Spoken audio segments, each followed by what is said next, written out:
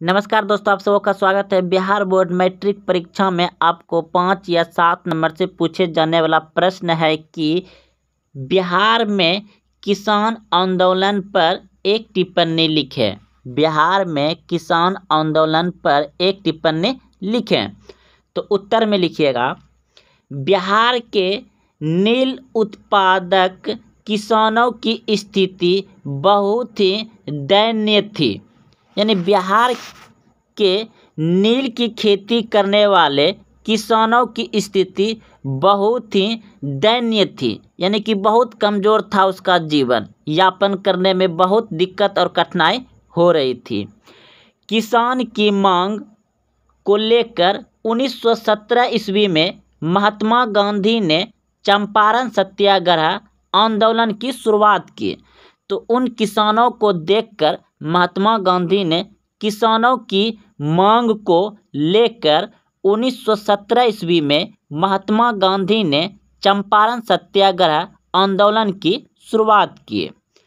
British सरकार को अनंतर किसानों की मांग माननी पड़ी और ये सत्याग्रह बहुत दिन तक चला था और इस सत्याग्रह आराम से जीत लिए गए। यानी कि ब्रिटिश सरकार को अनंतर किसानों की मांग माननी पड़ी। तो किसान ने जो मांगा था उसे देना पड़ा ब्रिटिश सरकार यानी अंग्रेज को।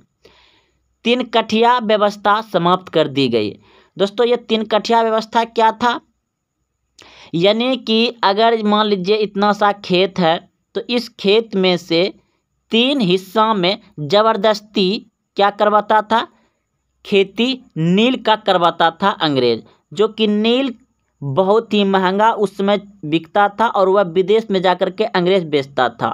नील तो किसान खा नहीं सकता था और उसका जो भी मजदूरी होता था, जितना उसका उत्पादन खर्च होता था, उतना भी किसान को नहीं मिलता था नील की खेती करने में।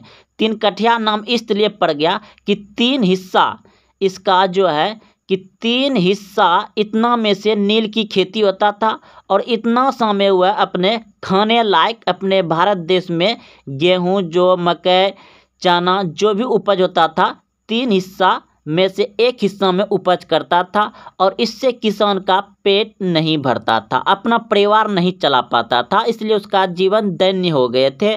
और महात्मा गांधी यह चीज़ देख करके किसान की मांग जो था उसे लेकर के सत्याग्रह किया और वह सत्याग्रह में जीत गए। ब्रिटिश सरकार को किसानों की मांग को माननी पड़ी। तो चलते हैं आगे की ओर पढ़ते हैं। यहाँ से यानी कि 3 कठिया व्यवस्था को क्या क्या वो समाप्त कर दिया गया। यानी कि यहाँ से अब उसको मतलब पूरा 3 जो इतना सा जगह में करना पड़ता था, अब वह 3 कठिया व्यवस्था खत्म कर दिया। यानी कि एक ही हिस्सा में वह अनाज उपजाता था और बाकी हिस्से में तीन हिस्से में वह नील की खेती करता था। तो ये सभी समाप्त कर दिया गया। तो आप सभी जानते होंगे कि दक्षिण अफ्रीका से महात्मा गांधी कब लौटा था? 1915 ईस्वी में। तो 2 साल वह अपने देश को घूम फिर करके देखा होगा, ऐसा स्थिति बिहार में था, तो वह सत्याग्रह वहाँ पे शुरू किया। तो अब आगे इस जगह से पढ़ते हैं। 3 कठिया व्यवस्था समाप्त कर दी गई, जिसके अंतर्गत किसानों को अपनी जमीन पर नील की जबरन खेती करनी पड़ती थी। यानी कि 3 कठिया अवस्था में क्या करना पड़ता था? जबरन कि जबरदस्ती उसको खेती करना पड़ता था। करवाता था कौन? अंग्रेज। ठीक, तो ये अब खत्म हो गया। किसान अब अपने अधिकारों को लेकर जागरूक हो चुके थे। किसान अब अपना अधिकार जागरूक हो चुके थे। अब वह अपना मांग सकते थे। पहले ऐसा नहीं होता था। सत्याग्रह से पहले किसान को जो कहता था वो करना पड़ता था, जबरदस्ती करना पड़ता था। तो महात्मा गांधी पढ़े लिखे आदमी थे, या वकालत किए हुए थे, दूर दूर लंदन में कहाँ कहाँ अमेरिका में बहुत अलग अलग देश से ये घूमे फिरे, देखा, जानकारी हुआ। तो यह अपने मतलब शिक्षित व्यक्ति थे और किसान सबको जागरूक किया, समझाया, उसका विचार सुना और वह विचार को लेकर के लड़ा और यह किसान को मदद मिला, उससे अपने देश को वह जगाया, आगे की ओर ले गए। तो अब यहाँ से देखिए, सब सोचिएगा। अब देखिए थोड़ा एक्स्ट्रा बात बताते हैं ताकि आपको अच्छा लगे और ज्ञान बढ़े। तो चलते हैं आगे। तो यहाँ तक हम बता दिए थे आपको कि कि जबरन खेती, यानी कि ज़बरदस्ती उसको खेती करना पड़ता था नील का। अब यहाँ से पढ़ते हैं। तो किसान अब अपने अधिकारों को लेकर जागरूक हो चुके थे। बिहार में 1922-23 ईस्वी में मुंगेर में शाह मोहम्मद जुबैर के नेतृत्व में किसान सभा का गठन हुआ था, किंतु इस अधिक व्यापक एवं शक्तिशाली आधार 1928 ईस्वी में प्राप्त हुआ, जब स्वामी सहजानंद सरस्वती ने बिहाट में और पुनः 1929 ईस्वी में सोनपुर में किसान सभा की विधता स्थापित की।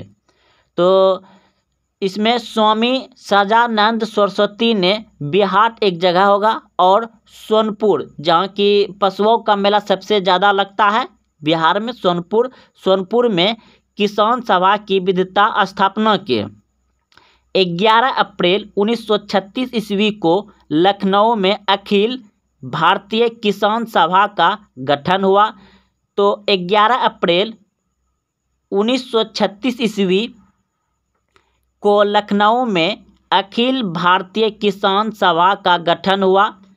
उस समय बिहार में वक्स्त आंदोलन आरंभ हुआ, जिसे कांग्रेस द्वारा 1937 ईस्वी के अधिवेशन में प्रमुख मांग के रूप में स्वीकार किया गया। इसी के साथ किसान की समस्या राष्ट्रीय आंदोलन की मुख्य धारा के साथ समाहित हो गए। तो दोस्तों, ये जब लखनऊ में अखिल भारतीय किसान सभा का गठन हुआ और अलग अलग जगह पर इसका ऑफिस खोला गया, स्थापित किया गया, और जो किसान का यानी कि कठिनाई थे, जो मांग थे, वह सभी धीरे धीरे क्या हो गया, राष्ट्रीय बन गया, यानी कि पूरा देश के प्रति वह आंदोलन का मुख्य कारण आधार बन गया और पूरा देश लड़ने लगा।